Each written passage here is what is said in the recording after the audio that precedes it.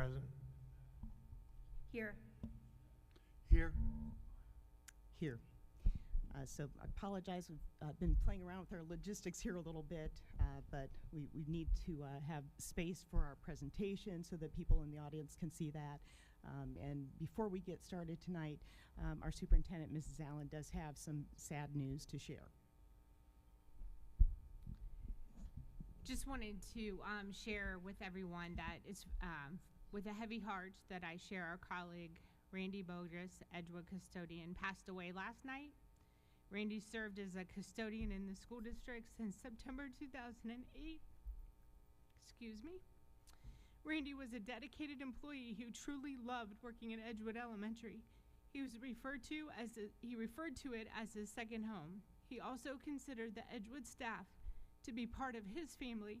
In words, he could not describe how much he valued their friendship. Likewise, the staff and students loved Randy. His presence at Edgewood will be missed. I would just ask that all of you keep Randy's family and the Edgewood staff in your thoughts and prayers during this difficult time. Thank you, Diane. We will definitely do that. And now, if you would all stand and join me in the Pledge of Allegiance.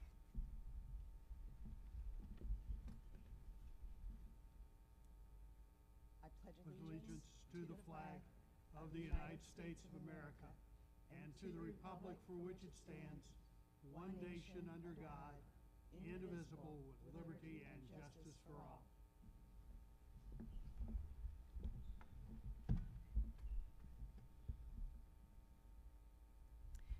Thank you. I would now accept a motion to adopt our agenda for the meeting tonight. I'll move to adopt the agenda with one change. I think it's item 7, presentation from Edgewood Elementary. Okay. We're eliminating that presentation, correct? Yes. Okay, so we have a motion. Do I have a second? Second. Second by Mr. Keck. Roll call. Yes? Yes. Yes. Yes. Yes, motion carries.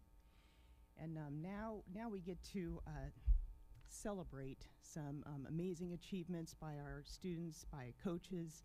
I know there's a lot of parents that have been active in the success of the people that we're going to be recognizing tonight. So what we would like to do is for each of these groups, these are state qualifiers. When we come to recognize them, we'd like the coach to come up, and we have a podium over there. Please, take a few minutes to share the highlights of the season and the highlights of these students' accomplishments. We'd like the students come up as well so that we can shake their hands, and then we're going to try and get some group pictures here in the middle of the stage. So that's what we're going to attempt to do, and we'd like to start with cross country. So Coach Sundemeyer.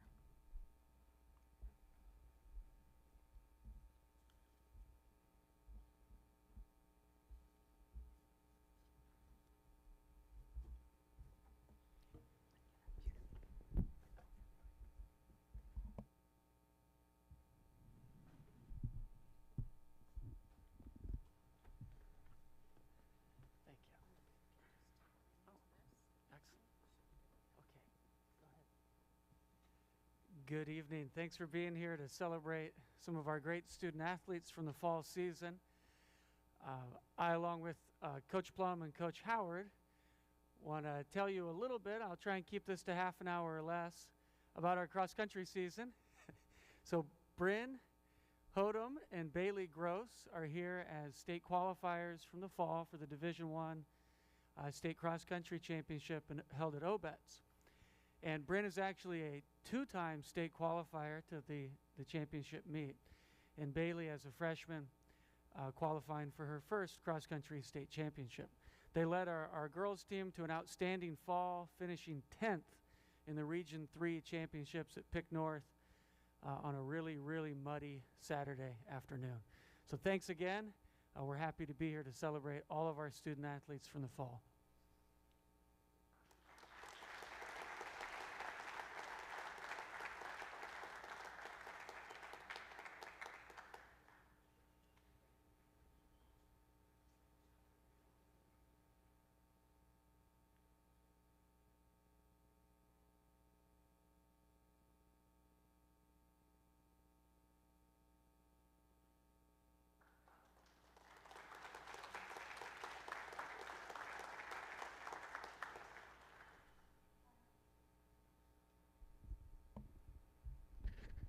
And next, we'll be recognizing our football team. Coach Johnson, your assistants, and all the football players. Come on down.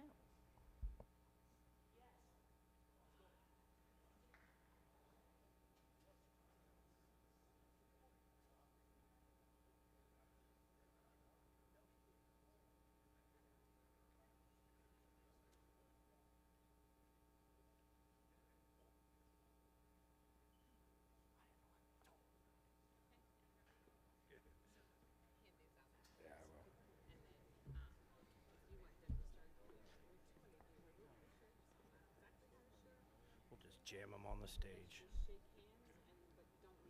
Yep, we're gonna stay on the stage for a picture. All right? Go shake their hands. Yeah. Stay on the stage, guys. I got you. Okay. Well, while they come up, I'll take my time to say a few words. And first, like to thank the board and our administration for inviting us tonight to recognize our football team. Like to congratulate the cross country and those other sports that are here celebrating the same thing we are. There's a lot of work, regardless of sport or activity, that goes into this, from a band director to a coach. And I think you'd probably find all similar characteristics in all of it. And I know our football program really puts a focus on good habits. And we believe that if we have really good habits, that the wins will come. And this group, I'm not a type of guy that likes to stand up and brag, but this group was a special group. We won the league 2 years ago, and it's hard to repeat as league champions in the OCC, and this group did that, and they got us further than we've been in a very long time in the state playoffs, made the regional finals, and I think our kids, only time is good for them, because as time goes, they'll recognize what type of season they had, and they've been fun. They work hard. They're together. Biggest part of our program that I'm proud of is how tight these guys are, and we're proud to wear Monarchs across our jersey, and I'm proud to be their coach, because they leave it out there. So congratulations to them, and again, thanks for inviting us.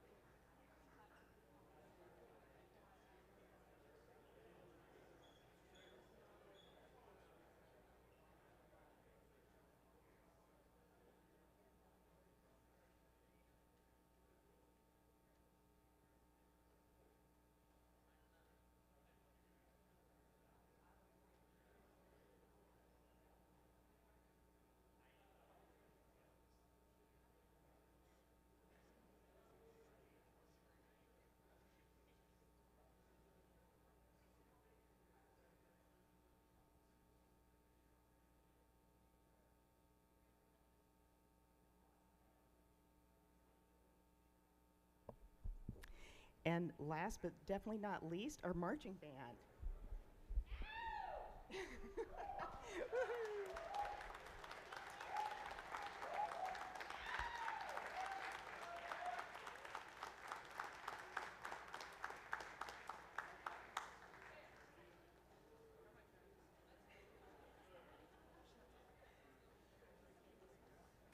Hey, how are ya? Hang here 1 second. I know I saw, oh, there he is. I knew I saw him somewhere in the crowd. And I do think we need a special shout out for the band director, Mr. Thizen, who is retiring at the end of this year. Woo-hoo. I couldn't hear. You won the job. Oh, yeah, yeah. So you should be set to talk, and then we'll just have everyone wait on the stage and take a group picture. Okay, you can. I'm do that too? Oh, back to the band room. Yeah, wherever you want. Okay, band room. Okay. All right, I hope this doesn't sound like a scrambling mess. Trying to put it good down the band room, and we're getting ready to go to Florida tomorrow. We have our luggage drop off, and I was trying to do this, and everybody kept bothering me. But anyways, this is a special group of kids this year. They didn't get marching band like last year because of COVID. There were no band competitions. The band could only be at half strength of football games. The freshmen only got one football game last year in marching band, so it was kind of difficult. And this group of kids, they really rose to the occasion. A couple facts. They probably don't even realize this, but this was a 25th year the Marysville band made it to state finals. In those 25 years, we've gotten 15 superior ratings at the state level. Okay. These kids they got all superior ratings at every single band contest, overall superior ratings. And I think this is only one of the few times every caption, color guard, drumline, music, marching, general effect, got superior ratings at every single band competition. We were runner-up grand champion at 2 contests at Tays Valley, Westville North. We were overall grand champion at Springfield Shawnee. At the Ohio State Buckeye Invitational, there were 48 bands there. We were 7th place overall. At state finals this year, there were 128 bands. Only 22 bands received all superior ratings. We were one of those 22 bands. And then on our day that we went on Sunday, only 3 bands received superior ratings in every caption. And we were one of those 3 bands in our block. We were the only band that received always superior ratings. So this is a special group of kids, and I'm really going to miss these guys. All right? So congratulations. I figured that's easier than figuring out who's here and not here. Right.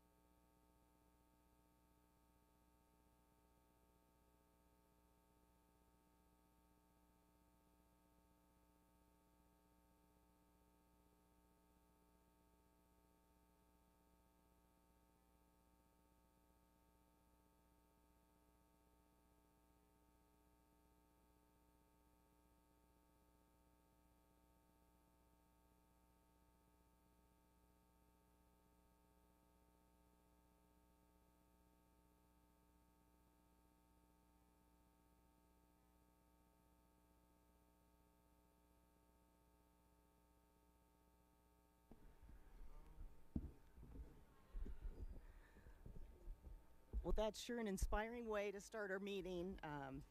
We just can't say enough good things about all these students and the coaches, band directors, etc., and the parents that that are there to pick their kids up and wait after practice and go to all these events. So we're incredibly proud of all of you.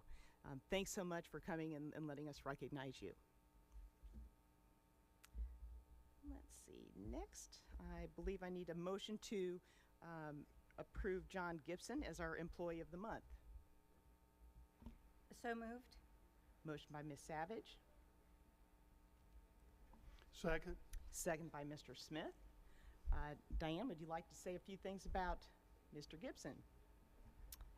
Unfortunately, Mr. Gibson could not be here tonight, but it's my pleasure to read the comments that were submitted by his peers in order to receive this recognition.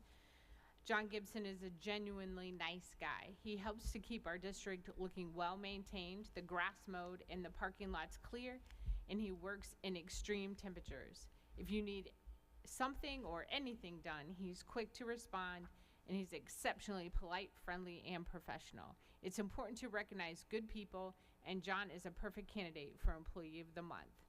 So congratulations to Mr. Gibson, and we'll ensure that we get this to him. Thank you, Mr. Gibson, and we hope to see you soon. I know we're going to try and do some building visits here before too long, so hopefully we'll get a chance to congratulate him and thank him in person. Could I have a roll call, please? Yes. Yes. Yes. Yes. Yes, motion carries. Next, do we have any public participation tonight? No. All right, then moving on to the next item. It will be our Ohio High Point report. I believe Mr. Cox is here to share a report with us.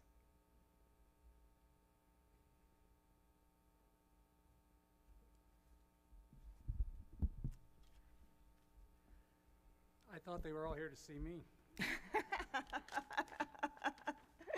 Say, come on back. Yeah, geez, this is going to be great. So I actually attended my second Ohio High Point board meeting last night, and so I'd sent you a report after the first one, so I thought I would just update a few things from that tonight, and of course, if I can answer any questions, I'll do my best. To be frank, I'm trying to figure it all out.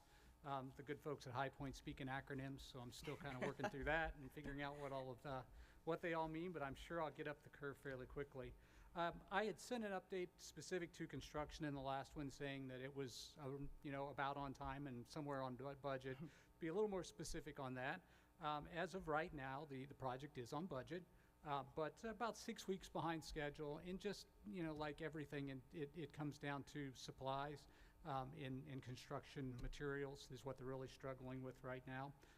Cosmetology has moved into their new space officially, so that's good news. So that piece of the construction is completed. I'd mentioned in my report that there's some hiring challenges, just again, similar to what we're seeing everywhere. It's very challenging to find instructors right now and to compete, frankly, with the private sector. And so that's been a real point of challenge for them. Great news is, since I sent you the last report, they have filled the criminal justice position. So they did get a candidate to accept that position, despite having an offer from the private sector for a lot more money. He felt like teaching was where he belonged, so that's really awesome.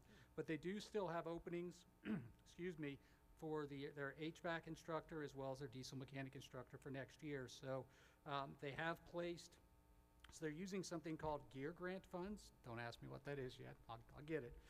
But as of right now, I don't know. But anyway, they've created a $1,000 referral bonus for their current staff if they are able to help them find somebody, as well as a $2,000 hiring bonus for new instructors that they bring in. All of that's obviously designed to hopefully help them bring in those candidates for next year. So if anybody knows someone with HVAC or diesel mechanic specialty, I'm sure they would love to hear from them. A couple of things as it relates specifically to, pardon me, let me find the right place on my, yes, new resources. So Marysville is getting some new resources for the next school year, so I thought I'd bring that up. They are adding a part-time resource in the agricultural program at Bunsold Middle School. The person will be shared with Triad. And they are also adding a third instructor, will be added on a part-time basis at ECHS for the nursing program. Again, this will be a shared resource with High Point itself. So those are the items I thought I would update. Anything I can answer questions on or take back to the board, I'd be happy to do so. I just want to say thank you very much for taking up this role and really appreciate it. I know it takes a little bit of time to catch on to all the acronyms and stuff. It definitely took me a little bit of time. So Yeah. I just really appreciate your report. Wonderful job, and thank you for offering to do this. Yeah, thank you. I appreciate the opportunity. So, Yeah. very good. I am getting trained, by the way, in March, so hopefully I'll know everything then, right? Yeah, right, right. Hey, and I do, I want to, second, I'm sorry, I can't see, there we are. I want to, agree with what Nan said, and also, when I talked to you tonight, just kind of a reminder too, that we'd like to try and get some meetings set up so that you can visit our buildings and see some of these programs in person, maybe have a chance to meet the High Point teachers and talk to the building administrators as well. So I I would think love that. that'd be wonderful, so. Yeah, that'd be a great opportunity. I would love to do that. Okay, Yeah, great.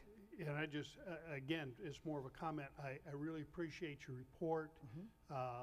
Lots of great information, and I'm excited to see that we're going to expand into Bunsold with some new programming to offer kids some new business-connected opportunities in agriculture. I think that's really going to be a worthwhile activity. Thank you. Very good. Thank you all. Okay. Appreciate it. Thank you very much. Next, we have our superintendent's report. We are going to start with an update from Ashley and Mark. You should all have a Zoom link to follow directly on your computer, but it will show up here on the screen as well. Okay, thank you. If you want to advance the slides, thanks. So we're going to start with an academic update, and I just wanted to kind of bring your attention to how we look at the academic update in general, and then I'll focus in on where we are right now in school. So we kind of come at it with 4 approaches, and if you animate that in, we talk about academic achievement, which is the end result, growth and progress, so how students are growing during the year from where they started to where they need to get. We try to make sure that we're taking a look at the aptitude to learn and keep in mind future readiness. So really try to drill down to student goals for what happens after graduation or even in their next step in their K-12 education. So as we think about that, I wanted to just start by giving you a glance at how we look at assessment, because assessment often determines both growth and achievement. So we kind of take a 3-pronged approach. We look at Ohio State test data or diagnostic data that gives us a look at how students are doing according to norms or according to comparisons to their peers. And then in the left corner there, we have district vetted data, which often helps us, it's a tool that helps us calibrate how we're grading kids. So that might be an external tool such as iReady or Procore, or just something that helps us calibrate what mastery means. And then on the right side, we always want to make sure that we're including our teacher observation, grades, the things that happen in the day-to-day classroom environment. But if not now, more than ever, we want to make sure that we have a balance between learning and how students are doing as far as their wellness is concerned, because the aptitude to learn starts with how safe they feel, how hopeful they feel, and how much they feel they belong. I think the pandemic has, brought a lot of attention to this need as far as students' readiness to learn in the day-to-day. Okay. Steal the mic here. We're going to wait just 1 second before we do that. It's okay. And so the analysis that we put together was aimed to be a whole child in nature and to give us a nice view of student performance and improvement at the midpoint of the current school year.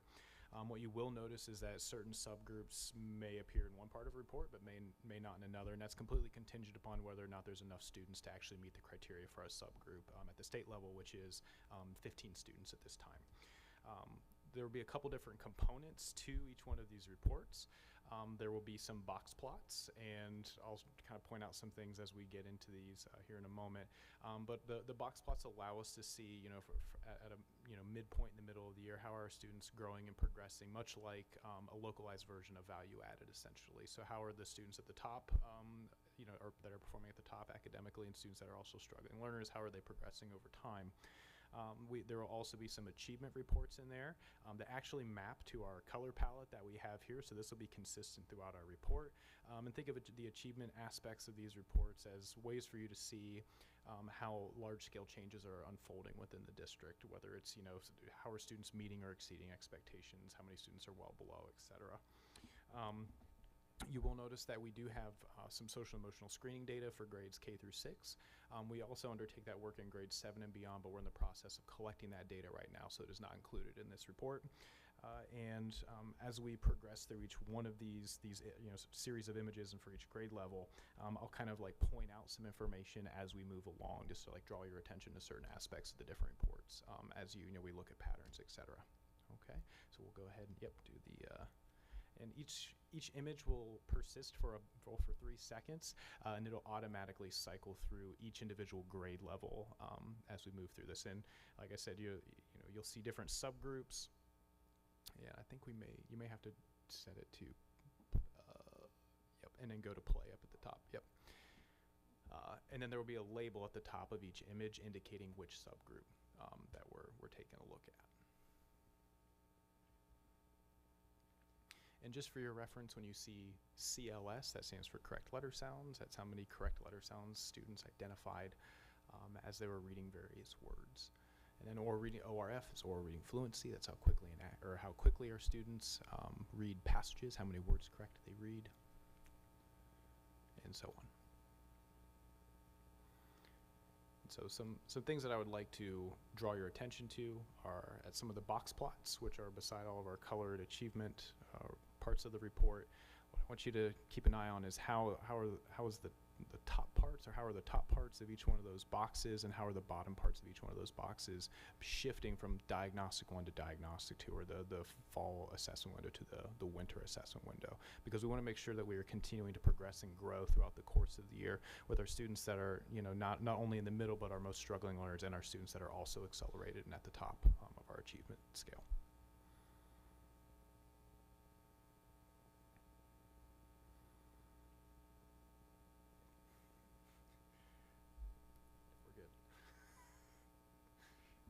So I think you need to take a little bit of time and explain to us what the headings mean, because Sure. it's hard to tell what you're trying to tell us with flashing through the screen so fast. Sure. So at each subgroup that we're going to take a look at, we will look at all students. So this is a gifted one, but if you could advance it one slide, we'll just kind of walk through each one of these, and we'll click it one more time. Yep. So at the beginning of each grade level, we'll see all student achievement. So this is not by subgroup, this is every single student, but if we advance it one forward, we'll get an opportunity to take a look at how students with disabilities do. So those are students that receive special education services in our district. If we go one more, these are students that are economically disadvantaged. So they're students that receive free reduced cost lunch. And then finally, we get a look at students that are gifted. So our students at the top of achievement performance. Maybe we do like 5 seconds for each one of these.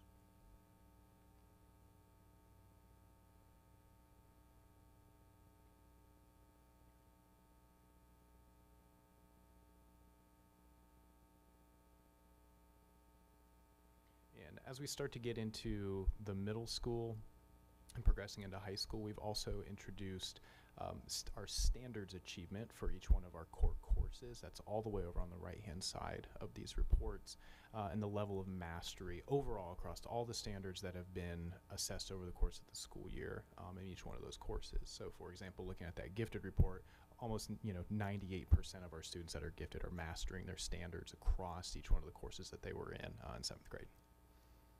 And if you want to pause it there for a second on all students in 8th grade.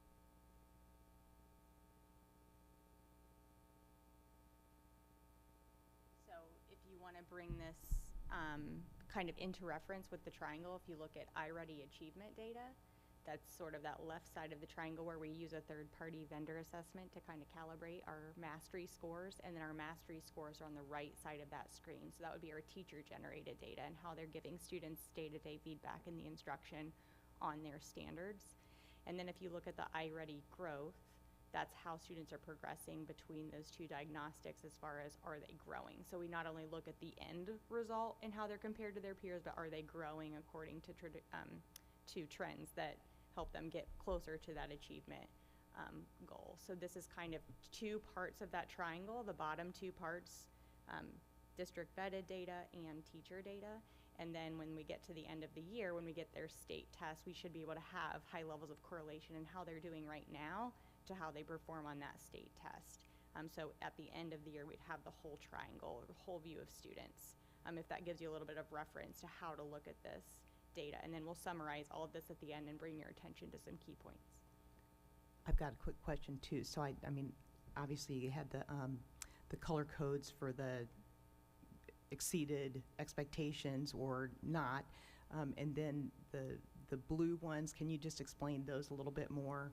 The box and whisker plots. Yes, the box yes. plot. So when we're looking at the box and whisker plot, the thing to keep your eye on are the two colored bands right in the middle. The black line directly in the middle is actually the median score for all students that took that particular assessment for that particular window of time.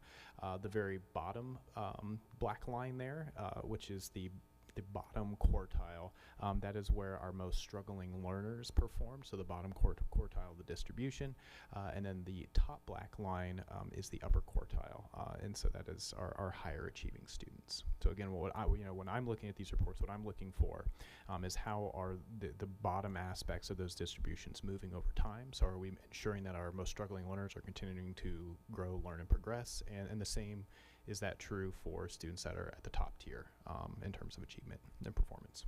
Okay, so the fact, I just want to make sure I'm understanding this correctly. So on this screen here, in the fall of 21-22, the lowest quartile was just a little bit below 450, and then more currently that's dropped down, so it's fewer students are in that lower quartile. Am I reading that correctly?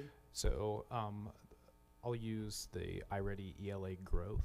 So we'll look at that second one. So starting at the very, very bottom, our students that are our most struggling learners performed roughly scored roughly the exact same scale score as they did in the fall as they did in the winter. And then if we move up to our middle black line, which would be our median line, we see the same is true, and then we have a slight slide at the very top of that distribution when looking at our students that are the highest achieving. Okay. I was looking at like the ones outside of the blue, never mind. Oh, okay, yes. Yeah, so those are outliers. So those are the most extreme parts of the distribution. Yeah, so very, very small numbers. We're talking, maybe 1 or 2 or 3 students at a time. Yep. Okay, thanks. So on the blue bars, the iReady ELA growth numbers, what is 450 and what is 700? So the scale score for the iReady diagnostic actually changes over time by grade level. So no two grade levels are equivalent to one another. So when we look at this, we have to look at it within a singular grade level. And so I couldn't tell you the target for 8th grade off the top of my head because it's different for every grade level. But let's say the app benchmark target is a score of 600 per se. That may not be what it is, but I'm just just an example. We'll say that a scale score of 600 is what I need to be or what I need to attain in order to be at grade level. So looking at that report through that lens, I can see our average student, again, if the criteria actually is 600 or a scale score of 600, our average student is performing slightly above what the target is in order to be on grade level, if that helps add some clarity. Okay, I understand that. Looks like 8th grade's doing pretty well. There's lots of green, lots of blue. Back on like 1st grade, 1st, 2nd, and 3rd grade are, I think, our biggest concern areas, just because of that's when you start learning those base skills, and that's what I've kind of heard from the parents too. Can we flip back and look at those? Actually, if you wait just a couple more slides, we're going to do a summary of all of that content all at once. Yep, by subgroup. Okay.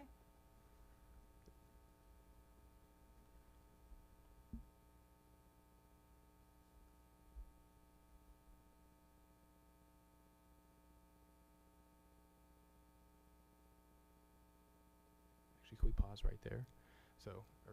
So just to like draw your attention, you know, again, we're looking at students that are gifted. So when you're looking at our box and whisker plots, it's our students that are the most struggling gifted students, if that makes sense. So because we're just looking at students that are gifted, and in particular, like iReady Math, for example, we have a lot of upward momentum from Diagnostic 1 to Diagnostic 2, not just with the median scale score that our students that are gifted attain, but even our students that are, you know, the struggling gifted students, how they performed. So again, what I'm looking for is how are we moving and progressing over time, you know, across all aspects of that distribution.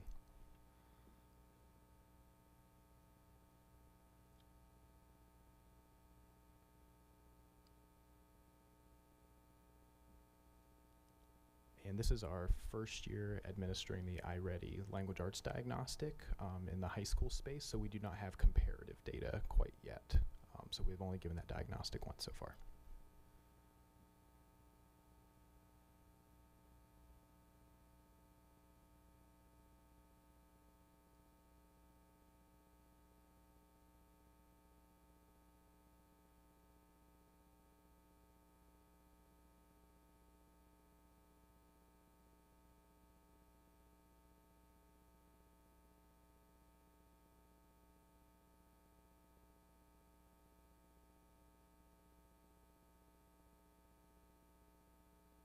As we progress into the tail end of our reports here, we've clustered together algebra and geometry, and then on the next series of images, we've clustered together science and social studies.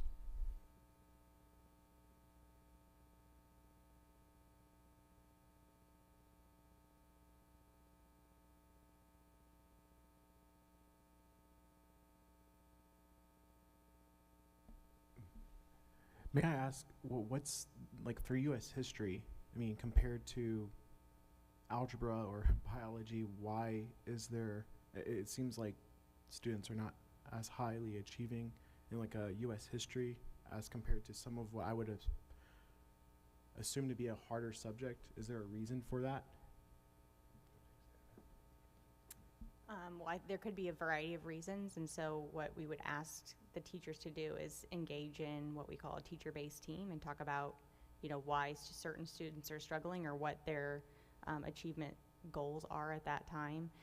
We do have mastery learning, so this is a snapshot in time, and students have multiple attempts to master the standard, so they could be in the middle of an instructional cycle that's multi-standard, for instance. So we really would have to drill down to the cohort of the class to get information on why that is.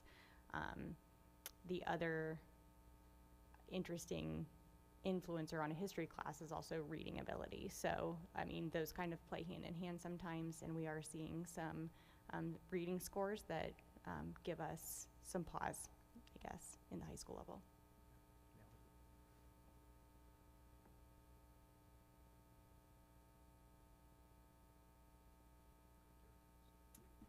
All right, so if we think about, we wanted to give you an overview of kind of how we look at data and then summarize that with you. So some key points to keep in mind, and certainly how I'm considering, you know, achievement and growth, especially in this time, is first of all, we have data meetings monthly, just about at a minimum every 6 weeks with our admin teams to talk about student data and student growth. We have to keep in mind that we're recovering from 2 years of COVID impact, but I want to just give a shout out to the teachers because we've tried to keep what could have been a very fractured instructional cycle as continuous and consistent as possible. Another thing to keep in mind is when we look at assessment, especially for end of course exams, there's a proximity difference in compared to other years because sometimes students, for different reasons, were not engaging in our regular assessment cycles. Either they were not in school due to COVID or choosing not to come to school because they were virtual. So they could be sitting for assessments in which the proximity to instruction is further than typical. So typically they sit for the assessment at the end of their course. And there are some students in the district who are sitting for their assessment this year after taking the course last year, just due to their presence in our buildings. We do have limitations in how we give our diagnostics because we like to do those in person as well. So there is some data that we need to generate for students who move back into our buildings from a virtual experience either within or outside of our school district. This is something that we are very passionate about, is making sure that we priority academic growth as much as we do academic achievement. So we're very, very concerned in making sure we're talking about student growth, and like Mark said, making sure students are making gains at the individual level toward achievement, also trying to make sure our rigor matches our achievement levels.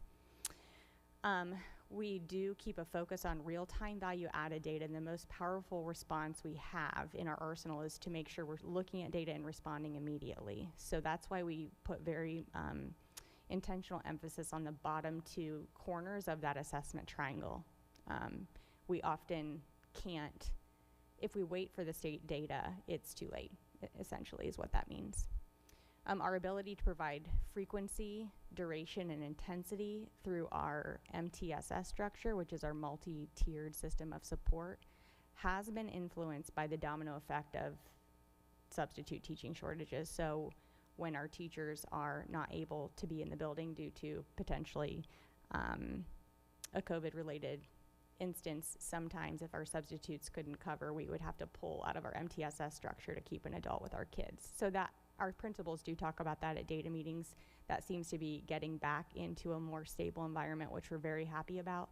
But we had to change the frequency, duration, and intensity at times that we didn't want to. So that's coming back together, which we're happy to note. And then students identified as gifted continue to be all on track. So we're going to focus on the students that we have concerns with, making sure they're closing the gap. If you go to the next slide, we tried to table this out so it was a little easier to interpret, you know, what the heck all of those data and all of that data meant. So essentially, if you look at the columns, we have all students, students with disabilities, students who are economically disadvantaged, and then our gifted students are on track. There is risk, and you mentioned this, Nan, in first grade, second grade, and a little bit of third grade because they had a different instructional setting due to COVID at times when we were trying to make sure that their foundational skills were solid, and the best situation, in our opinion, for most kids is in person. There's significant risk in first grade as far as our literacy data is concerned, and we use in-class and out-of-class measures for that, some of which Mark's talked about. You might hear Acadian's data being referenced, where we're looking at oral reading fluency, nonsense word fluency, letter ID, things like that give them a boost toward learning and reading to learn. Yeah, let me, if I can, just just to clarify for me, I want to make sure I understand this. We have known for a long time that the students with disabilities and the students that are economically disadvantaged had the hardest time dealing with the hybrid system. That the average student in our district, gifted students in our district, tended to get through that period of time in relatively good shape. And then, with our focus on 5 days a week instruction and not going back to that, with shortages of teachers, the student that is has disabilities, or a student with economic disadvantage that would be scheduled for intervention 5 days a week for 30 minutes or 3 days a week or whatever it was, could find themselves without receiving any of that intervention because the teachers that would be working as the intervention specialist would be needed to be in the classrooms with larger numbers of students. Is that? Yeah, so I think our students with IEPs who are who do have a disability, our intervention specialists were kept intact as much as possible so their minutes could be met. So we had most concern with the students who we would consider in a tier 2 model, where they're pulled out for intervention because it's right for kids. And so those individuals were sometimes pulled and minutes were reduced at times during the week. For students with what we would call slight risk. The significant risk we tried to keep going. And if you remember, even when we were in a hybrid model, we ended up responding quicker with a C day and we Yep. brought those kids in more often just to try to close that gap with creative ways as we saw the risk start to grow. Yeah, I'm glad you pointed out that the students with IEPs Yeah, received the services that their IEPs identified. Yeah. That's really important. it is. But we do have a large number of students who are in need of some assistance, and it's the right thing to do, and our personalized learning Yeah, requires us to try to do more for them. right. Okay. Yeah. Thank you. You're welcome. We have schools even getting creative now where they're doing like a push-in model and the specialists going into the classroom to try to get more impact on more kids. Just, we're responding and the growth is coming, but we have to be, honest with ourselves about the risk that we're looking at. Fourth grade then tends to be on track with the data that we have right now. If we look at math, the risk is still pretty significant in first grade. There is slight risk in second, third, and fourth, and our kindergartners are on track. We believe that, math takes a blended approach at best, so the hybrid model was certainly limiting our abilities to do the instructional practices that we trust most. If you look at our middle grade levels, we have 5th, 6th, 7th, and 8th grades. We're getting more stable here. So you can see we're on track with the measures that we have access to right now, and there's slight risk with our students with disabilities as far as making gains that we want to see. And then in 8th grade, our students with economic disadvantage have a need for more attention in math. So we're trying to get those supports in place and stabilize them. And that was literacy. In math, the risk is slightly higher, and then we have significant risk in 8th grade.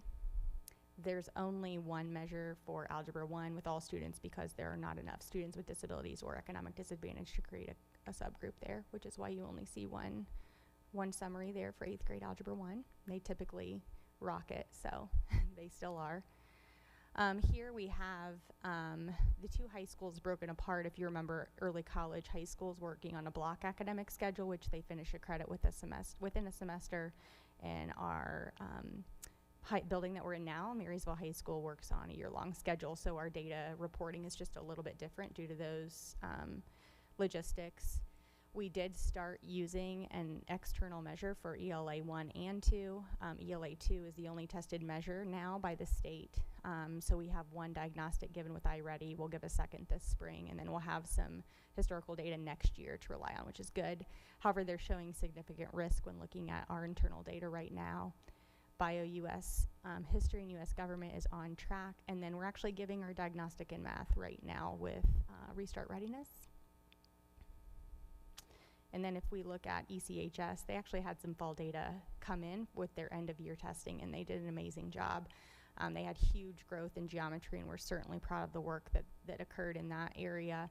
U.S. history, U.S. government, and biology stayed on track. And then they are giving the iReady diagnostic in ELA, and there's not any risk noted there right now. So that's kind of a summary for like how we take a balcony level view at how our students are doing. Certainly we're responding, like I said, and there is growth happening. Principals are reporting to us monthly. So we feel hopeful, but we want to be reasonable about what we need to do to make sure the gap continues to close and we get back to where we were before the pandemic hit. Thank you. That was a tremendous amount of information there. So Yeah. I'm sure, if we have access to this, if there are questions afterwards, clarifications, it's an awful lot to absorb. To me, what stands out is just how grateful I am that you guys have all of this data, and you're staying right on top of it, and I just feel like you've got a great understanding of, if you don't know why some of the data is showing what it is, you know where to go to get answers. Right. And I think that's we've talked about that before. Having an awareness of the issue is number one, and then knowing how to address that. So I have confidence that you guys are putting the right supports in place, and really appreciate that. Thank you.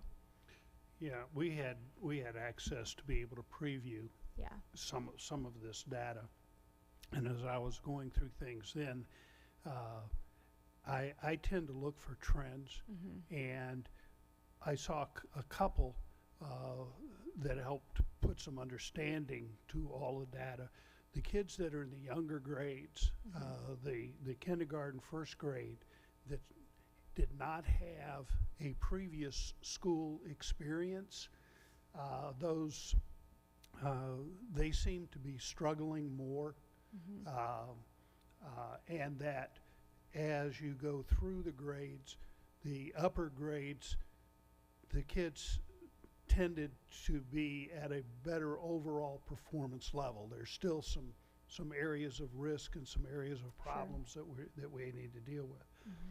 The other thing, and to me the most hopeful, was that across the board, everything seemed to be on an upward trend. And there were a lot of things that took place which we tried to address as best we could.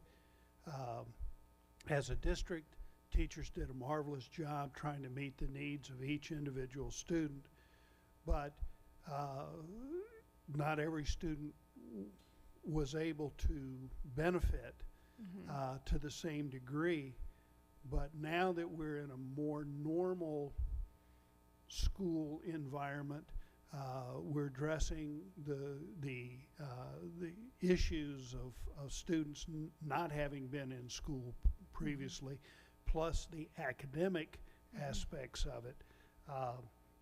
I really like that upward trend, and I know that the hard work of our teachers, the previous work that was done in terms of setting up the instructional methods and the data collecting have really paid off big dividends. Yeah, I agree. And while we may never get to where we want to be, but we're headed in that direction. Yeah, and Mark and I were talking, we talked quite a bit about this, but even before the pandemic, we were extremely excited with the growth that we were making district-wide, and certainly we took a step back from that, but even some of our most struggling areas are still above where they were before we implemented personalized learning, and I think we have to remember that. I do believe that what you said about teachers preparing students for blended learning and relying on each other, using digital platforms a little bit, advocating for themselves, I think that helped make sure that our gap wasn't as significant as it could have been.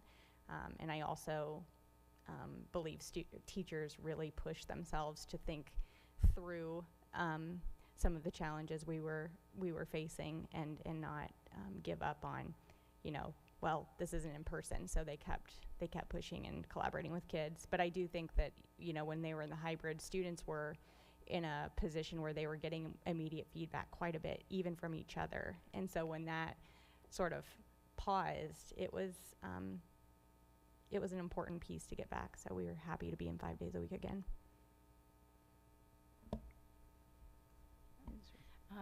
I just want to let you know that I have full confidence that you guys know how to work the plan.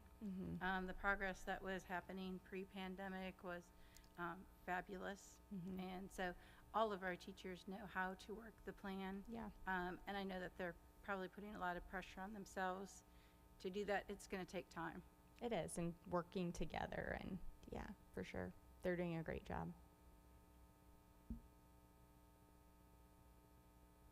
Any other comments? Sure. Sorry, I do have a few questions, if that's all right. So when you're looking at the K through 4th grade, I have a presumption or that all students, it seems like first grade everyone's at significant risk.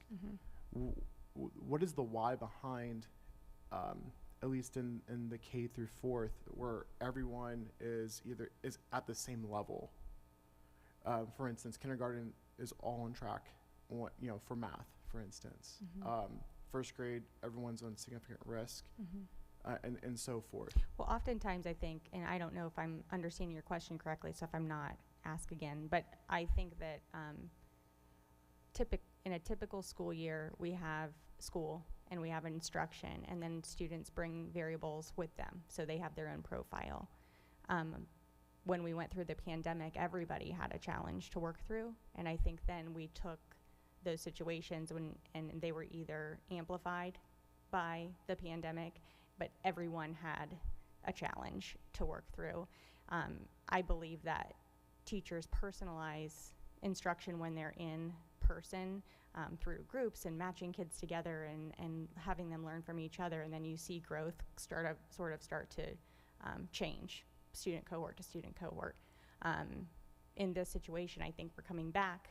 The K1s and 2s are learning how to do school. Well, that's very normal for a kindergarten student.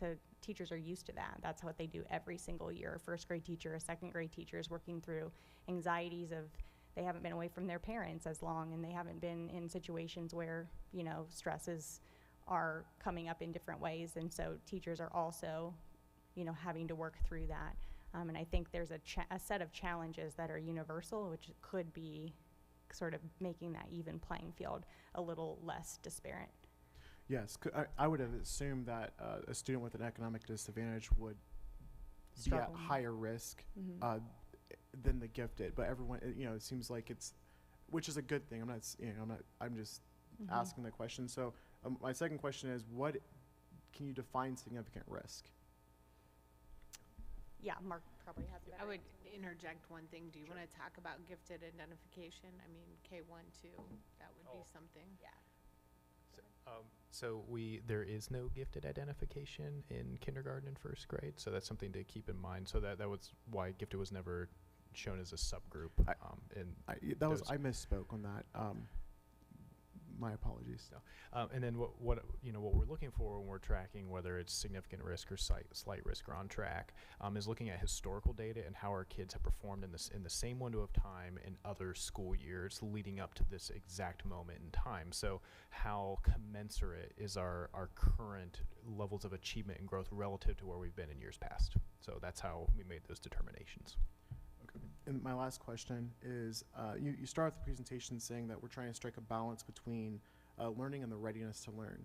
Can you speak towards the readiness to learn and what we as a community and as parents can do to help our educators close this gap?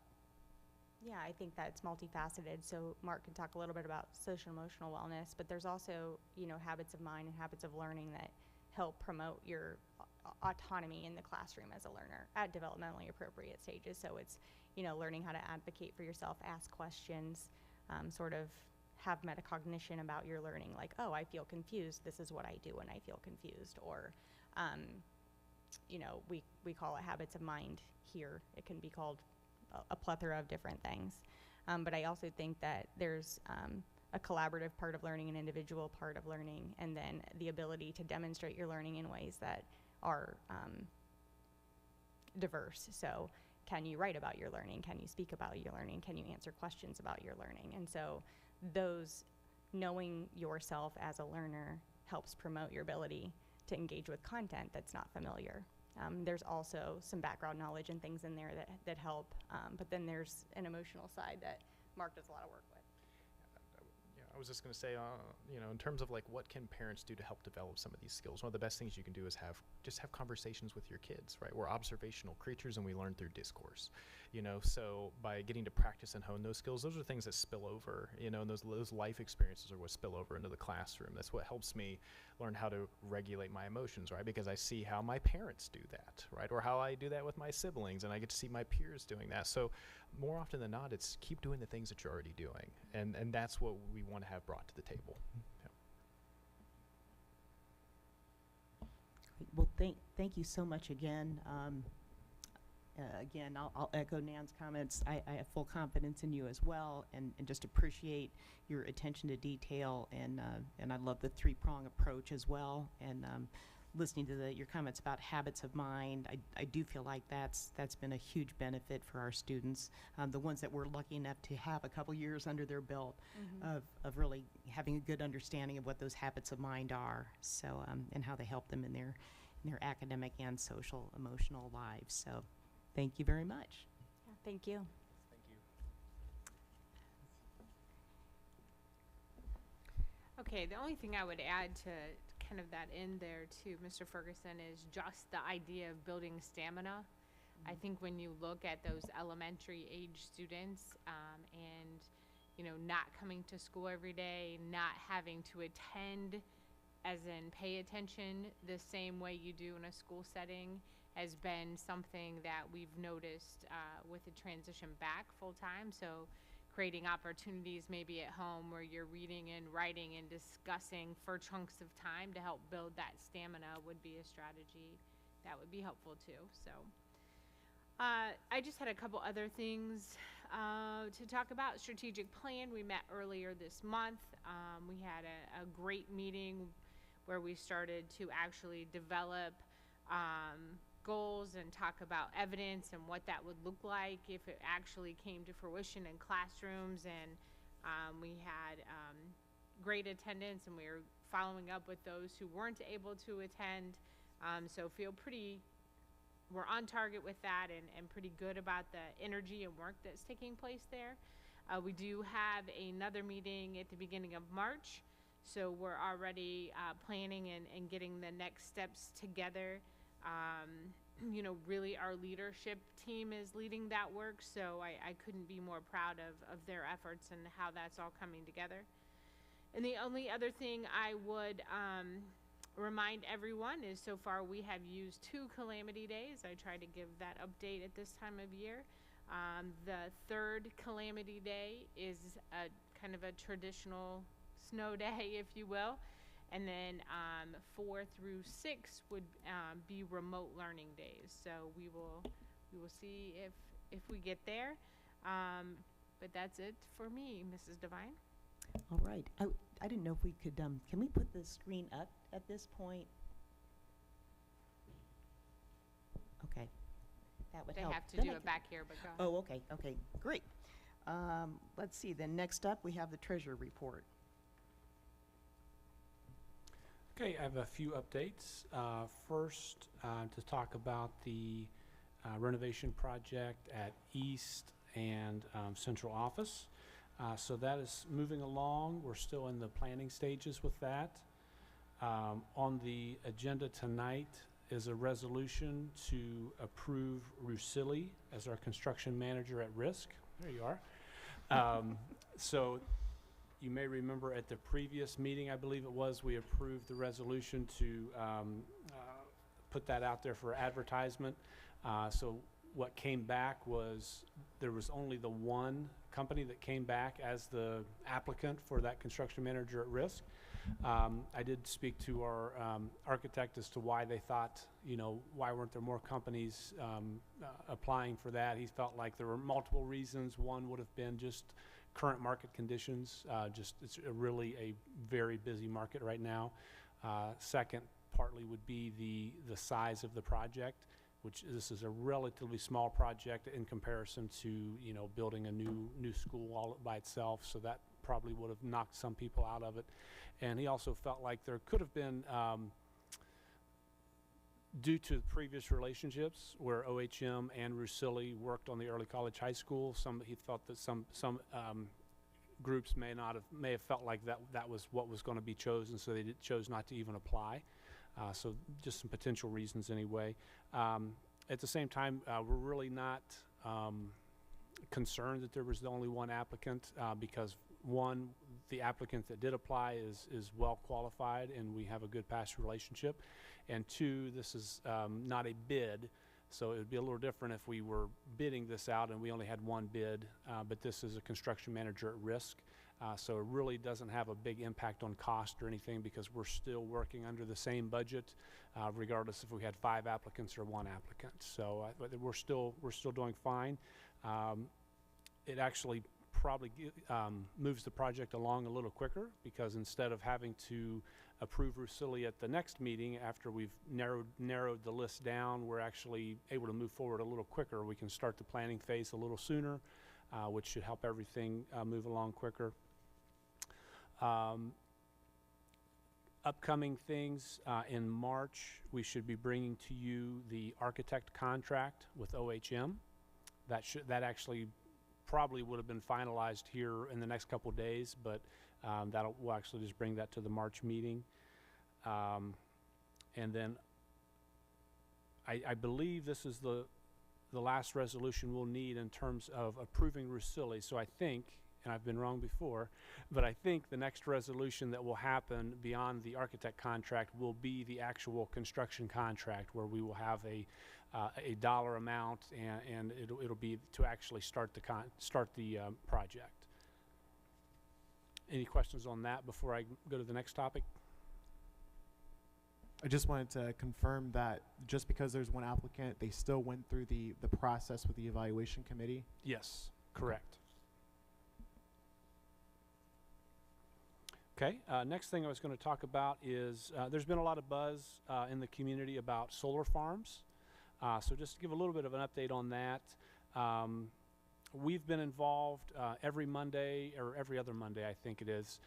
There's a Zoom call where county officials, other local officials, sometimes solar farm companies are giving updates about these potential projects that could be happening. We're involved, one, informationally, so that we can keep up to date and educate ourselves, and two, because there would be a financial impact if these solar farms were to come into play. From a legal standpoint, the school does not have any really authority to make a decision of yes, they should come, no, they shouldn't come, that kind of thing. From our understanding, the county is the entity that really controls whether these solar farms would be allowed to come or not. Well, I would point out anybody who wants to know more information, the county is going to be holding an informational meeting on February 22nd. I think at that meeting there would be, like I said, information to help people learn about the project and different things like that, but then also I think there's going to be an opportunity for community input. So if someone is, potentially is for or against the solar projects, they would have the opportunity to discuss that as well. Some of the things that we've talked about in terms of, impact on the district, there's one solar farm in particular that I think, I guess I would say is the most potentially imminent. That particular project is projected to generate anywhere from $500,000 to close to $700,000 annually in pilot revenue for the school district. Pilot meaning payment in lieu of taxes. That's kind of one legal sticking point when it comes to these solar projects, is a pilot.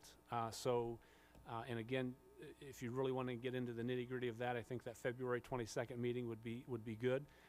But that pilot agreement is similar to some type of a tax abatement type agreement. A county can decide to grant a pilot or to deny a pilot. I think a solar farm could choose to say, well, if you're not going to give us the pilot, then we're not going to come to your area because we'll just go to another county that will give us this pilot. So the pilot is a way to entice, or the solar company wants the pilot. I guess I would put it like that. And then, like I said, the county has that decision making of ability or authority of do we grant that pilot or not. From a financial impact, there's couple of different ways you could look at that from the school district. If they decided not to grant the pilot and the solar company didn't come, then you're talking no revenue, obviously. You could look at it in terms of, well, what if there was no pilot, and if there is a pilot, is there a revenue difference? And there would be a difference. In my opinion, I think there would more likely be more revenue if the pilot didn't exist, if they were to come either way. But again, it comes back to we talked to our attorney about this, and their feeling was that if the pilot wasn't granted, that they wouldn't come, based on their experience. Go ahead, Bill, you got a question? Yeah. How did that attorney come to that conclusion? Do you have any idea? He just experienced that they have had in some other counties. Now, that's not any type of a guarantee. That was just an opinion. Sure. I would just think that they would know up front what the taxes are going to be as they started to look at a community. That would be either inconsequential or they'd know it. Right. So I don't know if we're being played or not, but it's not our say. Right. It's just going to be our recommendation, maybe. Potentially, yes. Yeah. We haven't been asked specifically yet what our opinion of it is. So, But it looked like North Union was asked and didn't state, and that kind of irritated some people. okay. I don't know. But Well, and I mean, I don't know if anybody here has any opinions. I know that, you know, we've talked a little bit about the fact, just kind of looking at the facts of this. And we know what you know, that if a solar farm came here, potentially, there's going to be some benefits to the district tax-wise. But again, like you said, it's the commissioner's decision, and they need to base it on community input. You know, I don't know if our board feels strongly to support one way or another. I personally don't really feel like that's my job to, to support or not support a solar farm coming to Union County. But factually, I mean, I'd be thrilled if our school district got some additional revenue. no idea what that difference in funds might be. No, I don't know. And I think part of the issue for me, I think from the face value, it may not be a big difference, but I think long-term is where that would potentially come into play, because my understanding would be if, 4 years from now we pass another levy, and then 4 or 5 years later we pass another levy. I think with the pilot that number is static regardless of those levies, whereas if there is no pilot, those levies would then increase the tax rate and increase revenues. And does the pilot impact the 20 mil floor? That was another point that I guess kind of a selling point that the solar companies talked about, is that if the pilot is in place, then that revenue does not count to the calculation with our state foundation funding formula, where that if it's on our tax valuation, it makes us look wealthier, so that may end up reducing the amount of state funding, so that pilot revenue would actually not count towards that, so that would be a potential benefit when it comes to state funding. Do you know of other school districts? I know solar farms have become a hot topic in Ohio lately. How have other school districts handled this process? Because I know we're not the only county that's being offered a pilot. How are other school districts, if you don't know, that's fine, but how are they interacting in this process? Actually, in speaking to our attorney just recently, they gave me a couple different districts that I could speak to, but I haven't had a chance to do that yet, so I don't know. Other than, like I said, from a legal standpoint, we really don't have any authority, so I think it would be more just educational, or whether we're informing our community about it in terms of impact on the school, and if the county would end up asking our thoughts.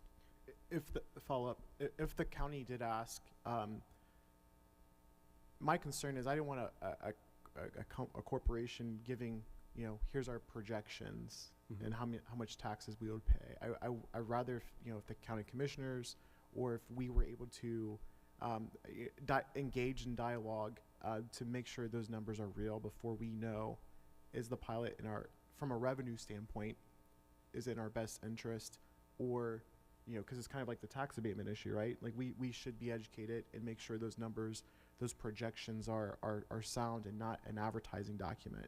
I'm not making any claims. I'm just, that's if we are to continue and engage in this from a district, because we can influence our county commissioners, I just want to make sure the numbers are sound, and we know we have good projections. If pilot, no pilot, where are the projections and revenue to the school district? Yeah, and that's a good question along that point. When we did have our discussion with our attorney, I asked basically some of those similar questions. One, the projections based on the pilot revenue that they felt were accurate. So, I mean, that they felt that those were good numbers. And two, I don't want to make a quote, but I believe it was the company itself that said if there wasn't a pilot, they wouldn't come. So, in terms of if you look at revenue or no revenue, because that was my initial big question is, well, do we want the pilot, or if we go without the pilot, would that be more revenue? And that was kind of my thinking, is, do have that kind of decision-making process. And again, at least based on that particular project, and also our attorney's thinking as well, I don't know that that thinking really applies, because it's either pilot or no solar farm. And then also, before I forget, you know, because that one particular project, you know, seemed pretty like they needed a decision relatively soon, like, you know, within the next couple months or sooner. But while that's still happening, we actually found out that there's another solar project that's looking as well. This one near Honda, and that one was I believe it was smaller, but still would have a lower six-figure potential revenue. And in talking with that particular company, one of the things that was brought up, I think it may have been by the Chamber of Commerce, they talked about was the idea that some companies that want to come into the community, they actually require some renewable type energy in order to, you know, meet the criteria for them to come into that community. Again, I'm just repeating what I was told. I really don't know anything about that. So, but that's just what they talked about in terms of growth and industrial growth coming, that kind of saying that, you know, that having solar farms might be a precursor to, you know, having that growth continue. Right, and I've heard that at some chamber meetings as well. So, and Intel, obviously with Intel coming in, I think that was a big part of them coming in, that they required some of those renewable resources, so. Yeah, one of the thoughts that I've had, and I've been kind of debating, is that we've had a lot of growth in the residential area, apartments and those kinds of things. And those types of developments generate more students, which add to our district's cost. Industrial growth of any kind, solar farms and so forth, potentially can provide more income to the school district without adding additional students. I know that our community has done a lot of preparation to kind of welcome industrial growth. The city with its innovation park, and the county and other agencies with some of the other decisions that they have made. And so I think I would like for people to be very thoughtful about this process, and recognize that, you know, for a school district, industrial, commercial kinds of property is really beneficial, and we need to balance some of the residential property and the commercial growth so that one or the other doesn't bear too much of the local tax responsibility. It is my understanding that commissioners have an attorney who is figuring the projections that they've hired independently that they would share with us when they come in. We have not seen those, but Commissioner Schmake had shared that with me. Okay, and then, yeah, I think, like you said, that there's going to be a public meeting on the 22nd, I think at 7 o'clock in the commissioner's room. So, because I know they are considering either just completely restricting pilots in the unincorporated area, or maybe looking at a case-by-case kind of scenario. That's what it looked like they were going to be discussing, so, okay. Okay. The last thing I would note, coming for the, should be at the March meeting, I should be bringing to you a resolution to do a bond refunding. Based on what we've looked at so far, we could potentially save around $500,000. There's an additional bond that we're looking at, whether we would want to put that one on there as well or not, that would add some additional savings. All comes down to timing. Like, for instance, the bond we're looking at right now, we're going a little early based on the rising interest rates. So we're going to kind of lock that savings in now as opposed to waiting. But then, you know, there's always a risk reward, a little bit of a gamble.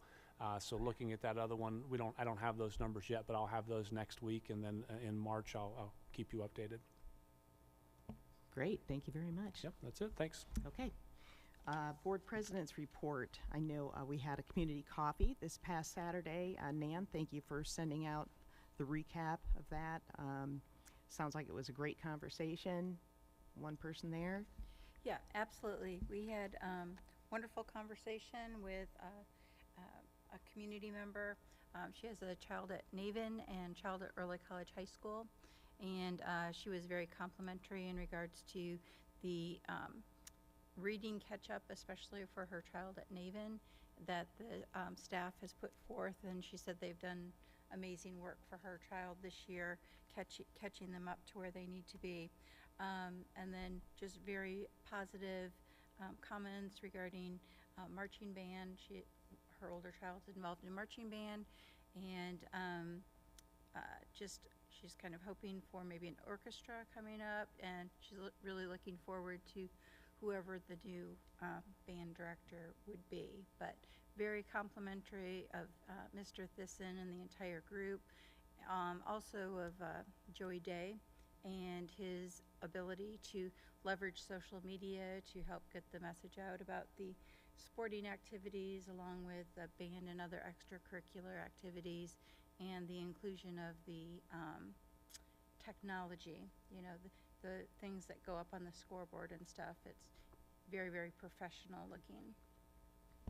Good. I did want to note, I think on our website it's showing that our April coffee is on the 16th, and that is Easter weekend, so we might want to consider moving that to April 9th. Okay. Sure. I do have a suggestion, and we don't have to talk at length at this, but Saturday mornings are very busy for parents. Soccer season's about to start. I know I'm going to be on the soccer fields with 3 kids. I don't know if we have considered changing the day and time, but I think if we want to increase participation, maybe a Sunday afternoon. I know Sundays are important to a lot of families, but to get out of the athletics and programs, just Saturday mornings are really busy for a lot of parents. And I think that could help increase participation. We don't have to, just making a note of that. Okay, yeah, that's worth worth talking about. Good Yeah. point. Yeah. Absolutely. I was going to ask you, what would be your suggestion, being the one with the young kids? Yeah. Yeah, I think. I mean, I know this is Sundays are a very special day for a lot of families, but I don't know, like a late afternoon or that's my suggestion. But maybe we should poll our parents and see what's best for them. I know school day evenings are going to be pretty packed, so my free spot is Sunday afternoons after church, after dinner. But that doesn't mean it's for all parents. But I think that's going to be your highest, availability rate. Okay. I mean, that might be nap time for some of us, but no. Okay. Great. Thank you. Also, just wanted to comment, we had our special meeting yesterday for our mid-year reviews of our superintendent and treasurer. As always, it's an opportunity to review progress on their goals, and with our newer board members, I think it's an important time to discuss the goals and the fact that we do have a responsibility to evaluate our superintendent and treasurer. So as a follow-up to those evaluations, I would like to schedule a work session, maybe I know we're kind of trying to figure out some dates here, either late March or sometime early April, for the board to review our work plan and protocols. We haven't had an opportunity to do that with Bill or Jermaine yet, so I'll be throwing out a few date options, or if you know you're not going to be around certain dates, please let me know.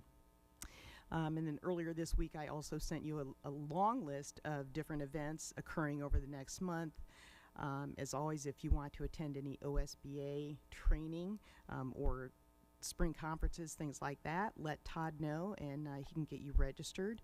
For the events that are free, feel free to register yourself. I know Mr. Smith is going to be recognized at the spring conference. I'm not sure if any of you else have, well, probably our new board members haven't earned anything yet, but I'm guessing you will before long because you've been actively involved in training and stuff. So, but anyways, just go ahead and get signed up for whatever you are interested in. We also have an opportunity to nominate a business or businesses for the OSBA Business Honor Roll. You know, we can always recognize people on our own as well, but if we would like to take advantage of OSBA's recognition program as well, those nominations are due March 11th. And then if our district had any types of capital conference session ideas, I know we do great work here, so it's always kind of a, you know, like, we want to stay focused on what we're doing here in the district. But if there are any kinds of presentations, those submissions are due by March 1st. The chamber updates, we had a chamber board meeting this morning. There's going to be a business impact breakfast next Thursday, the 24th at 8 a.m. at Union Rural Electric, and they're going to be talking about utility infrastructure and growth. So I think, you know, those are interesting things in our community. Also, there was a reminder about the State of the City event that's going to be on March 10th at the Avalon. And again, if anybody's interested in attending that, you can go to the city's website and register. I think they have about 100 people RSVPing so far, and the capacity at the Avalon is 250, so there's plenty of space left. And finally, Bruce Daniels, he's on the chamber board as well. And tonight, Impact 60 is sponsoring the first of their Amped Awareness Lecture Series. And those presentations, according to Bruce, are going to include both the community ability to listen to these lectures as well as the lecturers meeting with our students. And so he's very intentional in making sure that our students have a chance to meet with these people. So Lieutenant Colonel Dan Rooney, who is speaking tonight, is also going to be meeting with our middle and high school students tomorrow. So really wanted to thank Bruce and Impact 60 for their continued partnership. And that's it for my report. Student Achievement Report. Nan. So student achievement, I took over from Sue, so this is my first time kind of going through the process. I picked out 2 of the 6 articles that were submitted in the newsletter this year, and I did this before the presentation, but it seems that they're very much on target. So the first article had to do with students are working on recapturing social skills along with academic skills. And I will go ahead and forward these articles to all of you so you guys can take a look at them also. But some of the things that they pointed out, students are needing to relearn focus and focus for any length of time, reading and writing endurance, and retaining of information. So memorizing information and retaining it, they have gotten out of practice, and especially with the younger children, all of those skills have been diminished a little bit. So it's an area of focus that I think this is an area that parents could really help out with at home and help their kids, you know, reestablish those skills that are beneficial in the classroom. The second article has to do about fear of failure, maybe interfering with student independence. Teachers, along with parents and other staff members, can help build this self-confidence by offering to build trust with students and help students become more competent in their school learning activities, and at the same time allowing students to fail in a safe environment, and allow them to realize that failure is not the end of the world, which emboldens them to try again. Great. That's it? Yep. Okay, thank you very much. Next, we'll have Mr. Smith and our legislative report. Hopefully all of you received my report today, and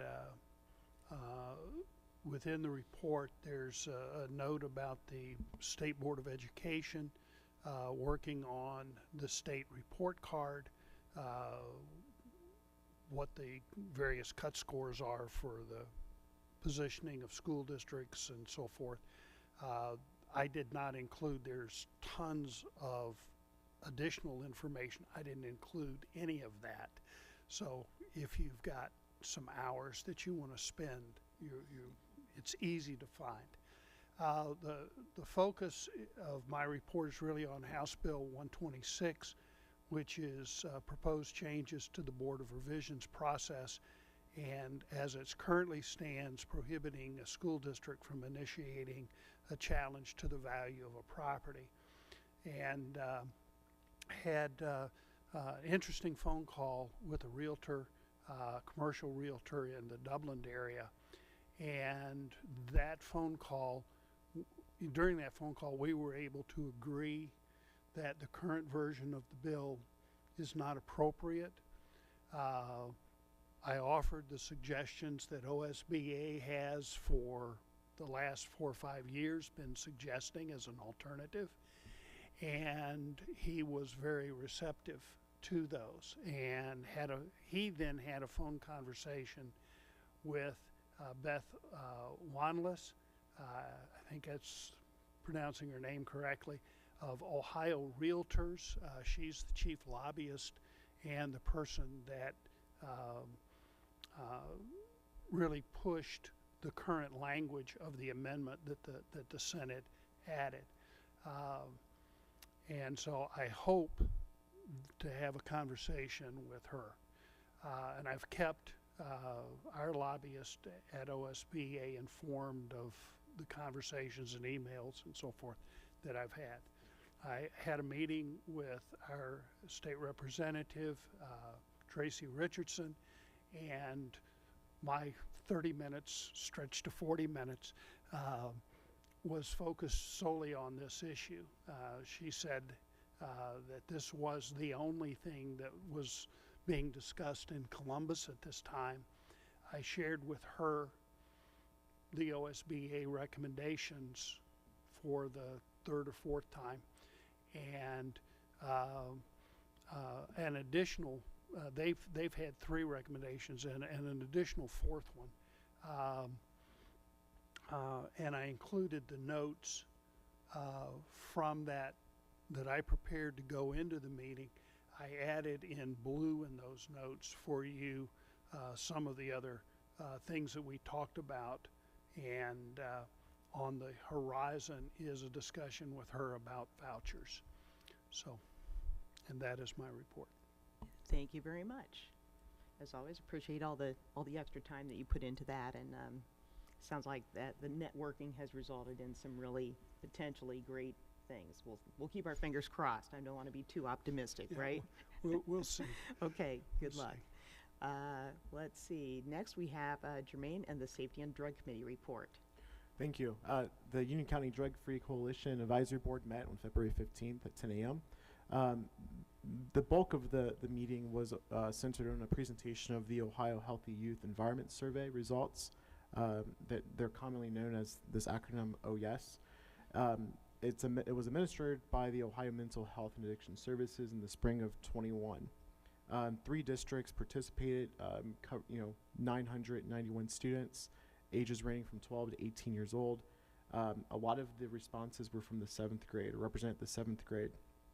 And they self-reported achieving mostly B's or A's in their coursework. So just to give you an idea of the demographics there.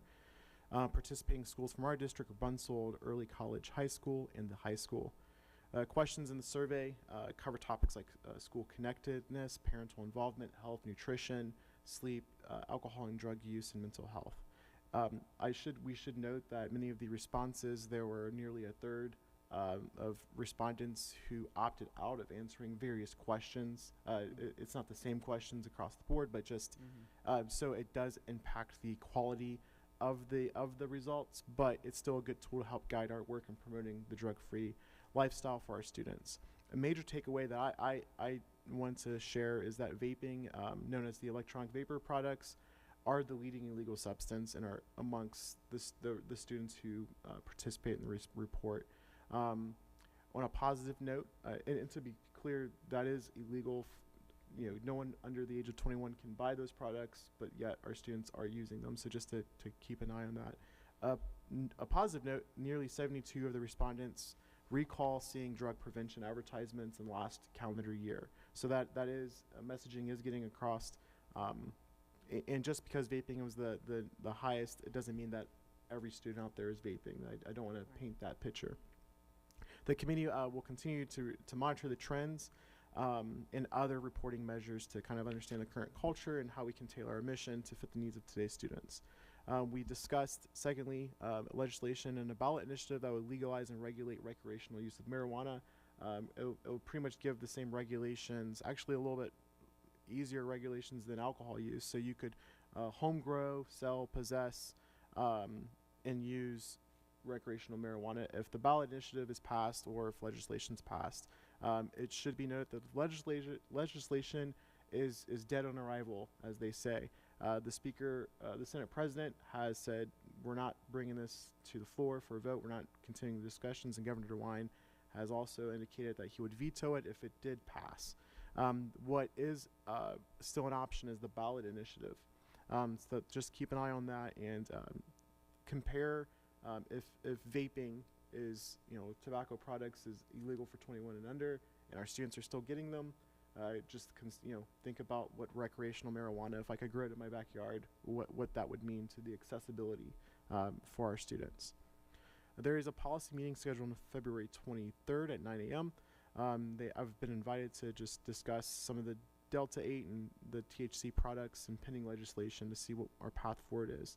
I also want to encourage everyone to subscribe to the Union County Drug-Free Coalition, Empowering Teens to Live a Healthy Drug-Free Lives podcast, to stay up to speed with some of the ongoing conversations in this space that's local to our community. I want to congratulate the student members of the Teen Prevention Leadership Academy for producing their first episode last week. It was, in my opinion, very professional and extremely informative. So shout out to those students, and please subscribe to that podcast and include that in your weekly medium of, media. So thank you. That concludes my report. Thank you very much.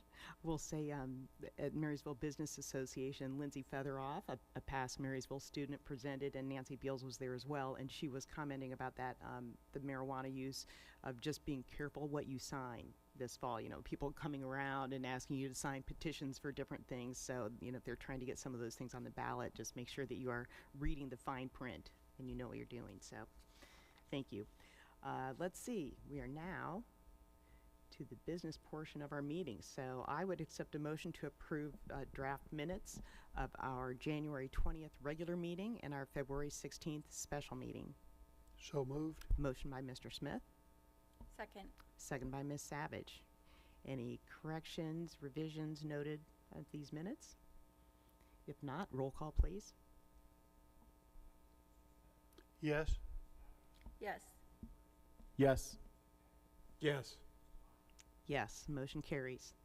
Next, I would accept a motion to approve the treasurer CFO action items. So moved. Motion by Mr. Keck, Second. second by Ms. Savage. Todd, do you have anything to point out here?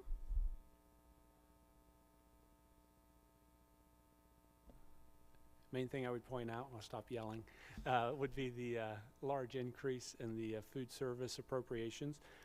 It's a little over $800,000. We're starting to see the impact of the pandemic when it comes to costs. For the food service, the impact there is food shortage, which means going outside of our traditional suppliers to find those supplies.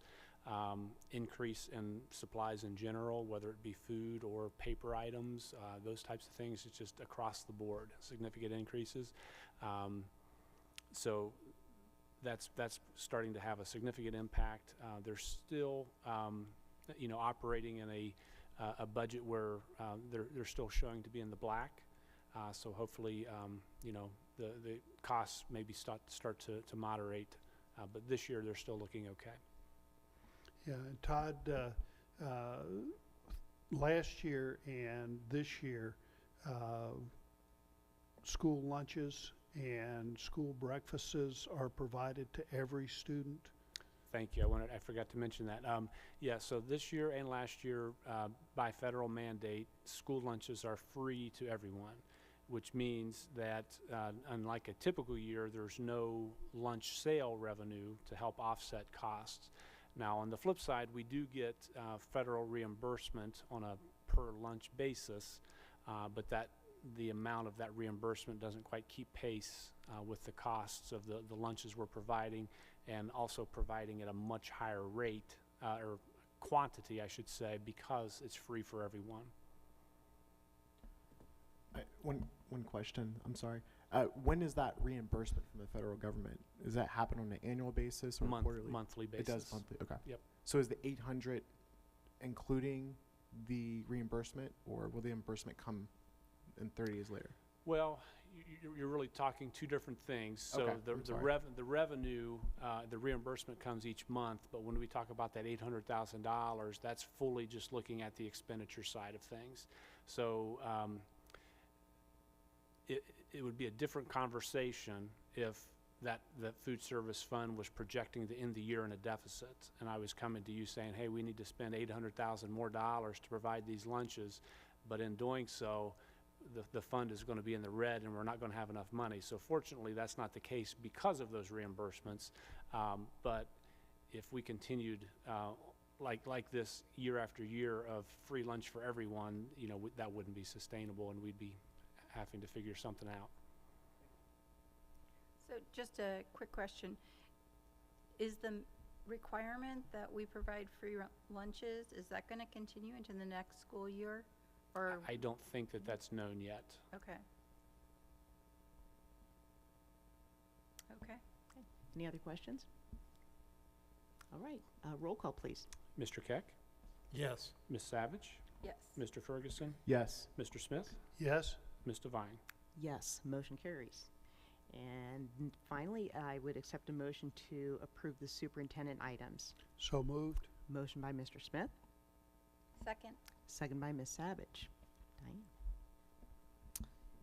You're going to see a MOU that is just a what I would call a pilot. As you know, we've been struggling with coverages, so it is a opportunity to create more flexibility for us to grant teach for teach opportunities and pay people for incremental type activities at the beginning and end of the day. So maybe people wouldn't have to take an entire day or a half day, but a chunk of a day, and it allows us to be able to pay someone from our own staff to cover that. There are certain restrictions in our current contract. So we want to give this a shot and see if it does increase some of our coverages and then revisit it. So we've worked with, actually Jonathan's worked with the union in order to develop that. We have several HR items. I would also tell you we are also in hiring season, so we will have some new hires for next school year that we couldn't make this agenda, but will be the next one. We do have supplementals on as well. You do have volunteers, quite a lengthy list. Board policy, that's your approval. Trying to think out. Todd mentioned the construction manager, that's under my section. Also, a resolution to replace boilers at Naven. We have another church agreement, and then several field trips that have come up as a result of how students performed in a competition. So they're advancing, so we tried to get those on for your approval as well. Any questions, comments? Sure. I noticed there was at least one name that was on that list twice. I didn't know if that was a typo or they volunteering in multiple areas or what. It was toward the bottom. I don't have it in front of me now, but I'm guessing it was just an error. I think I know what you're talking about. Yeah, okay. Near the end of the volunteer list. Yeah. I do see that. Yeah. That would be my guess, that we just duplicated it on the list. Mm-hmm. Yeah, because you don't need to be approved for volunteering for everything that you volunteer for. Yeah. Well, that's the other time, thing I saw, I guess, on there was we had at least one teacher on there on the volunteer list, and I didn't know that you had to have approval for teachers to volunteer. Yeah. I'll have Jonathan talk to Yeah. the people in the office and see. My guess is the principal submitted the list of an entire volunteer sheet, and that person was listed as a volunteer. So, I see. yep. Yeah. Sure. Right. It's somewhere different than they work, obviously. So maybe their kid is at the elementary school and they're And at the it's- high school. And it Yeah. could be like outside of the school day too, you know, some Right. things like that, so. Yeah, they Yeah. don't have to do the fingerprinting and background checks, but I just didn't want to discourage teachers from volunteering. Right. yeah, no kidding, right? Right. Sure. I had a question about the memorandum of understanding. Could you just give how is this going to be applied practically in like a day-to-day operation? That way I know exactly how this looks, because I assume a teacher, you know, between 8 and 5 or the hours of the school operation is also responsible for their own class. So could you just maybe just help me Sure. understand?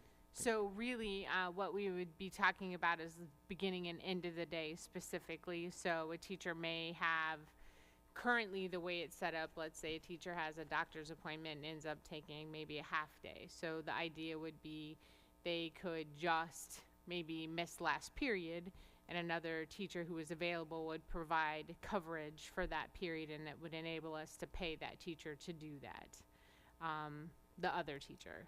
So it creates smaller chunks of time so that we don't have to cover the entire half day, that we're only looking at one period to cover or a chunk of that time to cover, as opposed to a half day or a whole day.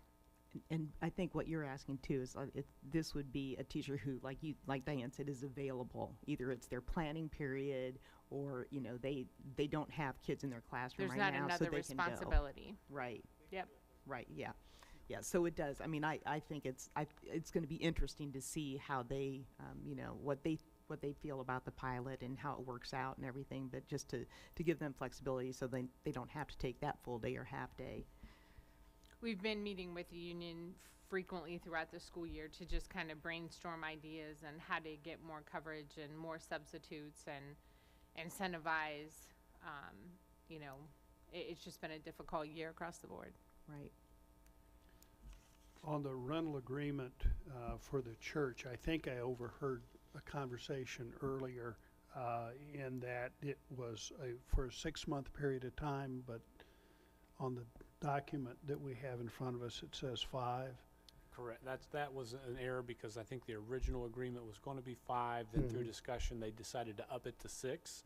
And then there was just one section on there where the 5 didn't get changed. So it is an actual 6-month agreement. Yep. And I think the only other thing I saw in there that we're also approving our annual membership to the Ohio High School Athletic Association as well. So, but yeah. And the reminder on those policies, remember the first read of that one policy last time, we did make the adjustment. So if you double check, that was the one about board compensation. So that change was made. So thank you, Jonathan, for updating that. If there are no other questions or comments, sure. Sorry, just for the memorandum of understanding financially, where this does not negatively impact, we're good. Like the financial analysis of the memorandum of understanding is suitable.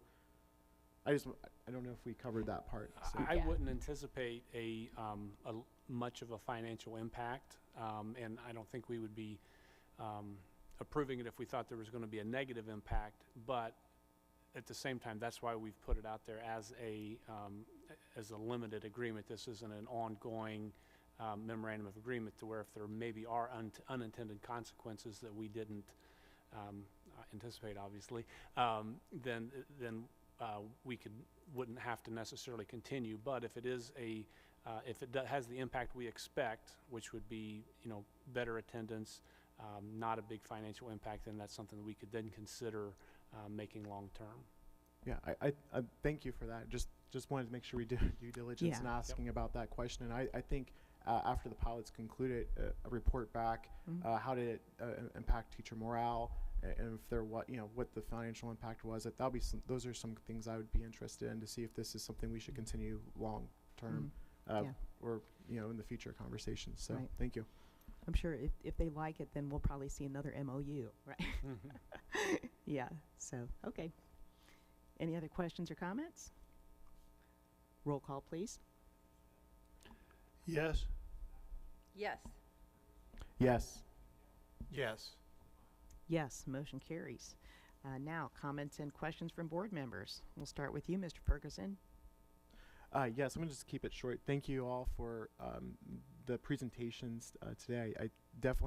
I know we are concerned with the student achievement gap, but I want to make sure that we are taking care of our staff, our teachers, and our students, because everyone's been through a lot these last 2 years. Even parents. We didn't really talk about that, but there's a reason. Parents have a lot of stress working from home with children, so we want to recognize that. And so we're all in this together, but I believe our district is in a position to close those gaps, and I look forward to just continuing serving. So thank you. Mr. Keck. I really don't have a lot. I really enjoyed the presentations early on, and all the students, athletes, and band. That was wonderful to see that. So Great. Ms. Savage.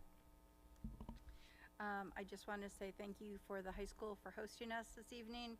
There's a little logistical thing going on here earlier, but we made it through. Wanted to recognize not only the groups that came tonight, but some additional, accomplishments of the district. Monarch Wrestling, of course, OCC champions, the girls wrestling OCC champions. Show choir just got grand champion at the Loveland show choir competition this past weekend. I see the cheerleaders competed in Orlando. The competition team, Amber Colvert, OCC Coach of the Year for girls gymnastics here at Marysville. So wonderful accomplishment for her. On the other side of not just that we're part of a school community, we're part of a bigger community. I happened to be at the Hope Center when the girls basketball team dropped off their donation. They did a big food drive and were able to drop off a bunch of food for the food pantry there. So it speaks highly of not only school but also community dedication on the part of our athletes. And just a reminder about kindergarten and alt kindergarten registrations coming up here March 1st. Thank you. Yep. Mr. Smith. I will skip all the athletic teams since Nan did a great job, and I second what Bill said about being able to recognize all the great young men and women that we have in our school district for their accomplishments, and I look forward to recognizing and congratulating others. Along that line, we want to wish the mock trial program, which will be competing in the regional competition tomorrow morning, wish them luck, and thank the high school for hosting. In the notes from the buildings, it was good to see points of celebration, and this building, the high school building, has a new program called T2, credit recovery. I'm not sure what other title might apply to it, but a new effort this year to try to help kids that were struggling some. And by changing their schedules a little bit and with some extra work on the part of the teachers, students involved in that program have gained 30 individual units of credit recovery. They've increased significantly their academic performance in their non-difficult subjects. And this particular group of students last year passed 48% of their classes, and this year, with their participation in their program, they're currently on track to pass 76% of their classes. So a shout out to MHS for doing that. Creekview, they had the musical Frozen, the Frozen Kids, the musical. Great success, opportunity for parents and everybody to kind of celebrate some of the talent that we have. And Raymond Elementary set a goal to raise $5,000 in a readathon. Parents pledged almost $5,400 toward that. The students have read they're just a hair shy of 78,000 minutes, which equates to 54 days, 24 hours a day for 54 days. Those kids have been reading, and their goal is 80,000 minutes, and they are only a day and a half away from meeting their goal. So good things happening up at Raymond. Thank you. Mr. Johnson. Nothing to add for me. Diane. Nothing for me. Okay, well, I will just shout out for that Creekview musical too. I had an opportunity to go, and it was fantastic. It just blows me away that these are intermediate age kids, and the musicals are so professional. I wanted to shout out, I know we've hit a lot of the athletic teams, mock trial. Wanted to comment about FFA last night. We did have an opportunity to hear an FFA student recite the creed as kind of a practice for an upcoming competition. She placed first in the sub-district, I think it's called, and so she's heading to London next week. And I know there are a variety of teams in FFA that are going to be in some different competitions coming up. So shout out to them as well. We have talked about trying to get back into the building soon, so kind of hopeful as COVID experience keeps on dropping. We'll maybe try and look at that March or April. I know we have to try and stay away from testing times, but just kind of keep that out there as well. Highlights for the building notes I had was at Edgewood, they have started a sunshine cart for teachers. And kind of going back to what you said, Jermaine, like we recognize that parents are under stress. We know our teachers, administrators, everybody's under a tremendous amount of stress. And I thought, I love the reasoning behind this sunshine cart, because the students take the sunshine cart around to the teachers, and they are interacting with a variety of staff members. So this way they're working on their interpersonal skills. They're also developing relationships with teachers other than their own classroom teacher. So, and then obviously bringing a lot of sunshine to the staff. So great job on that. At Mill Valley, one of our teachers, Mrs. Hensinger, is piloting a composting project called Go Zero. And I know she's been working with Leanne Shepard, who's a community member who's actively supporting recycling efforts and things like that.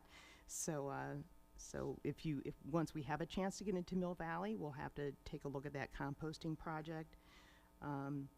I love the fact that Naven continues to do a one school, one book program, so everybody in the building reads the same book. And then finally, Northwood is going to have a Tuesday celebration, and they spell it TWOSDAY, and that's going to be on February 22nd, 2022, so 22222. But anyways, I just love all the creativity throughout the district. And what I would like to close with is kind of going back to the evaluations that we had of our superintendent and treasurer, the mid-year ones, and just kind of a reminder how we have worked hard to develop this concept of a governance team, and we want to continue to find ways to strengthen and improve our impact on the district. We're so grateful for Diane and Todd, and I don't know if our community knows how fortunate we are to have such strong and effective leadership. So even though the past 2 years have been so challenging, we continue to find ways to grow and support our students, as evidenced by the data presentation today. So really just wanted to thank you both again for the work that you do to make sure that our students and our staff have the resources and support they need, while also making sure that our finances are handled as efficiently as possible. So thank you very much. With that, I would accept a motion to adjourn. So moved. Motion by Ms. Savage, Second. second by Mr. Keck, who was ready to go with that second. Roll call. Yes. Yes. Yes.